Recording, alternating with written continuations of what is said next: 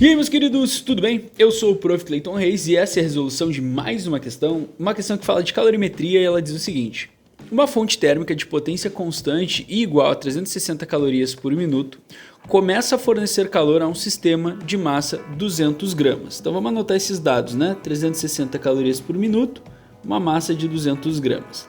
E temperatura de 20 graus Celsius que se encontra na fase líquida.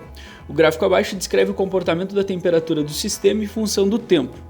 Temos o gráfico e lá embaixo continua. A partir da análise dos dados fornecidos no gráfico, pode-se afirmar corretamente que o calor específico na fase líquida e o calor latente de vaporização do sistema são respectivamente, e aí a gente tem que encontrar então. Primeira coisa, faz a leitura do gráfico, entende perfeitamente ali quais são as situações fornecidas, né? Então olha lá, no início do gráfico a temperatura é 20 graus Celsius, isso aqui então a gente pode chamar de temperatura inicial.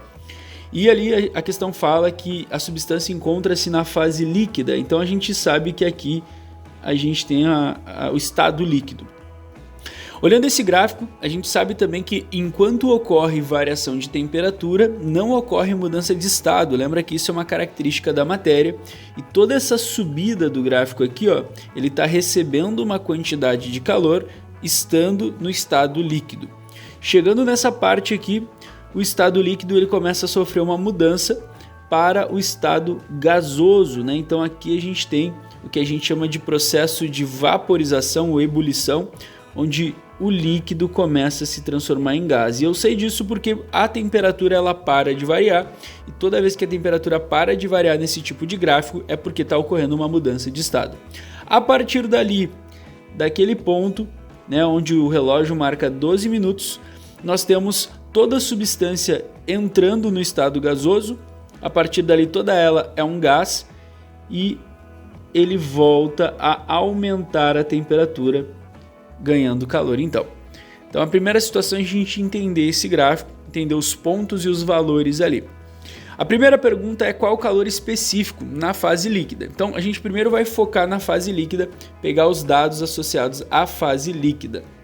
Lembrando que para calcular o calor específico, né, a gente tem que usar a quantidade de calor sensível, que é igual a massa vezes o calor específico vezes a variação de temperatura, o famoso que macete, né, que a gente aprende no colégio ali. Que macete. Como eu quero calcular o calor específico, eu preciso isolar ele, passando tanto a massa para o outro lado dividindo, quanto a variação de temperatura. Então eu já vou fazer esse ajuste antes de colocar os valores ali. A quantidade de calor sensível, então, dividido pela massa vezes a variação de temperatura vai ser igual ao calor específico, que é o que eu quero calcular então de fato, tá?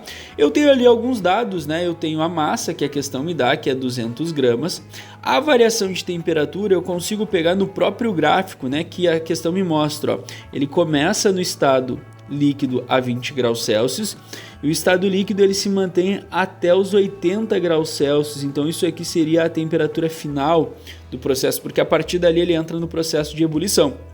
Qual é a variação de temperatura, né? Lembra que variação é o valor final menos o valor inicial, 80 menos 20, o que vai dar uma variação de temperatura de 60 graus Celsius, tá? Outra coisa também bastante importante é esse dado aqui, ó. Desse dado a gente vai conseguir tirar a informação de calor para usar na questão. Tu olha que o gráfico ele está relacionando temperatura com o tempo. Mas para fazer o cálculo, a gente precisa do valor da quantidade de calor. E como é que eu faço isso, professor? Tu vai fazer da seguinte maneira. Deixa eu usar a cor azul aqui para ficar melhor. Tu vai fazer da seguinte maneira. Essa informação, ela está me mostrando que para cada intervalo de tempo de 1 minuto, para cada 1 minuto que passar nesse gráfico, tu tem uma fonte de calor que está dando calor. E para cada 1 minuto, ela vai dar calor equivalente a 360 calorias. Para eu calcular a quantidade de calor, basta eu ver quanto tempo passa ali naquele gráfico e aí a gente acaba fazendo então uma regra de 3, né? Seria uma das formas de fazer. Outra forma de fazer é o aluno entender que essa informação que a questão está me dando é na verdade a potência e Como que eu calculo potência? Vamos lembrar, potência, para ser calculada, eu vou botar aqui no cantinho, ó, é a quantidade de energia, no caso aqui dessa questão calor, pelo intervalo de tempo. E aí a ideia é a mesma, como eu sei que a potência é 360, pegando o tempo eu consigo saber o calor associado ali, basta usar na fórmula. A escolha é sempre tua. O que eu quero te mostrar é que se tu não lembrar da fórmula, o que tu pode fazer é abrir esse dado como se fossem dois dados separados que tem uma certa correlação ali. Analisando ali então o gráfico, o intervalo de tempo ele começa no 0 e vai até 2 minutos, né? Então o meu intervalo de tempo aqui, ó, ele seria o equivalente a 2 minutos, né? Que é bem fácil de ver. E aí tu pode, como eu disse, fazer uma regra de 3. Se em 1 minuto eu ganho 360 calorias, em 2 minutos, aqui eu acho que é bem fácil de entender, eu vou ganhar o dobro, né? Ou seja, eu vou ganhar o equivalente a 360 vezes 2, certo? 360 vezes 2 seria o equivalente a 720 calorias. É isso que eu vou usar então ali em cima para fazer o cálculo da quantidade de calor sensível. Bota os valores ali e vê no que dá, tá? Eu vou botar aqui, ó. O calor específico, então, ele vai ficar igual a 720 calorias, que é o que a gente calculou ali embaixo, dividido pela massa que a questão me deu, 200 gramas, vezes a variação de temperatura que a gente também ali calculou, equivalente a 60 graus Celsius. Aí tu pode cortar os zeros, fazer o cálculo direto, a forma, né, o procedimento que tu vai escolher não vem muito ao caso desde que tu escolha um procedimento correto, mas na verdade é fazer essa conta e ver o que vai dar. Cortando os zeros aqui então, ó, a gente fica com os números um pouquinho menores, né? E aí tu multiplica ali embaixo 200 vezes 6, por exemplo, vai ficar 72 dividido por 1.200. A ideia então é fazer essa divisão 72 por 1.200 e independente do caminho matemático que tu escolher, o valor que tu vai ter que encontrar é o equivalente a 0,06 unidadezinha caloria por grama graus Celsius, que são as unidades que a gente usou aí em cada uma das grandezas da conta, tá?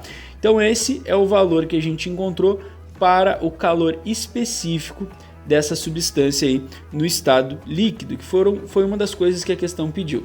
A outra coisa que a questão pediu é o calor latente de vaporização. E aí a ideia é o seguinte, para calcular o calor latente, a gente usa a fórmula da quantidade de calor latente, que é a massa vezes o calor latente. Essa aqui é a fórmula quando a gente tem uma situação de mudança de estado físico, né? A quantidade de calor latente. E aí o que eu preciso calcular? Aqui eu preciso encontrar essa grandeza aqui, que é a constante, né?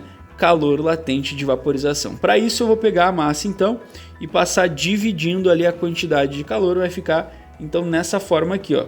Quantidade de calor latente sobre a massa é igual ao calor latente. Meio parecido com o que a gente fez ali na outra. O detalhe é que agora a gente tem que pegar a quantidade de calor associada justamente à mudança de estado, que é a situação ali de vaporização. Sor, como é que eu faço? Vamos fazer da mesma forma que a gente fez aqui nessa situação, a gente vai fazer agora aqui embaixo. Tu vai olhar ali, deixa eu trocar a cor da caneta, tu sabe que a vaporização ela ocorre na temperatura de 80 graus Celsius e ela vai de 2 minutos até 12 minutos. Então aqui é o nosso intervalo de tempo que a gente tem, né, de 2 a 12 minutos. O que é a variação aqui nesse caso de tempo, né? A variação de tempo é o valor final de tempo, que é 12, menos o valor inicial, que é 2, isso dá 10 minutos aí então nesse processo. O que a gente faz agora, professor? Bom, a gente vai fazer o seguinte, regra de 3, como eu ensinei vocês, ó. Se em um minuto eu tenho uma quantidade de calor de 360 calorias dessa fonte, num intervalo de tempo de 10 minutos, eu vou ter o equivalente a uma quantidade de calor que eu desconheço. Multiplica cruzado isso aí na regra de 3 e o que tu vai ver? Que a quantidade de calor tu vai multiplicar com o tempo, que é 1, E o 360 tu vai multiplicar com 10 minutos. Na verdade, tu vai ter 10 vezes mais calor, né? Porque para cada minuto é 360, isso em 10 minutos vai dar 10 vezes mais.